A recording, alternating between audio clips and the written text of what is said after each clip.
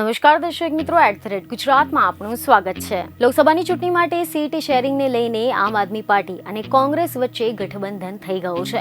આમ તો આ ગઠબંધન ભાજપને તોડવા માટે કરવામાં આવ્યું છે, પરંતુ ગુજરાતમાં કોંગ્રેસ અને આમ આદમી પાર્ટી વચ્ચે ગઠબંધનને લઈને ભરૂચમાં ભડાકાના એંધાણ સર્જાયા છે, કારણ કે આમ આદમી પાર્ટી અને કોંગ્રેસના ગઠબંધન બાદ એ કન્ફર્મ થઈ ગયું છે કે ભરૂચ લોકસભા બેઠક પર ચેતર વસાવા દાવેદારી કરશે, જેના કારણે અહેમદ પટેલના સંતાનોનું ચૂંટણી લડવાનું સપનું તૂટી ગયું છે। કોંગ્રેસના દિવંગત નેતા અહેમદ પટેલના દીકરા ફૈઝલ પટેલ અને તેમની દીકરી મુમતાઝ પટેલના દાવાઓનું સુરસુર્યું થઈ ગયું છે અને હવે આ બંને ભાઈ બહેનો આ ગઠબંધનને લઈને પોતાની નારાજગી પણ વ્યક્ત કરી રહ્યા છે, જેથી હવે પ્રશ્ન થઈ રહ્યો છે કે શું હવે ફૈઝલ પટેલ અને મુમતાઝ પટેલ આમ આદમી પાર્ટીને એટલે કે ચેતર વસાવાને સમર્થન કરશે, કારણ કે સ્વર્ગવાસીએ અહેમદ પટેલના સંતાનો મુમતાઝ પટેલ અને ફૈઝલ પટેલ એ પાર્ટી પાસેથી આશા રાખીને બેઠા હતા કે તેમને ટિકિટ મળશે, પરંતુ હવે આ આશા ઠગારી નીવડી છે।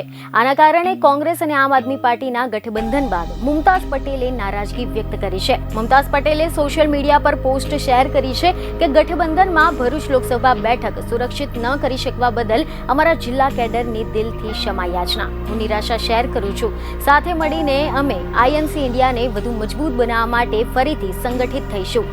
અમે અહેમદ પટેલના 45 વર્ષના વારસાને વ્યર્થ નહીં જવા દઈએ। તો બીજી તરફ એવી ખબરો છે કે ફૈઝલ પટેલે પણ આ મુદ્દે પ્રતિક્રિયા આપી છે। તમે જણાવ્યું છે કે હું દિલ્હી જઈશ અને રજૂઆત કરીશ। નોમિનેશન માટે બહુ સમય છે, ચૂંટણીને હજી બહુ સમય છે, ઘણું બધું થઈ શકે છે। કાર્યકરો કહેશે એ મુજબ હું કરીશ। ભરૂચ સાથે અમારા પરિવારોનું જૂનો સંબંધ છે, ભરૂચ બેઠક એ અમારી છે। ચેતરભાઈને જે બોલવું હોય તે બોલવા દો, હજુ વાત પૂરી થઈ નથી, હજુ ઘણો બધો સમય છે। પાર્ટીના કાર્યકરો જે કહેશે તે હું કરીશ। ભરૂચ બેઠક એ કોંગ્રેસની જડ છે। બીજને ખબર સાથે ફરી મળીશું। ધન્યવાદ।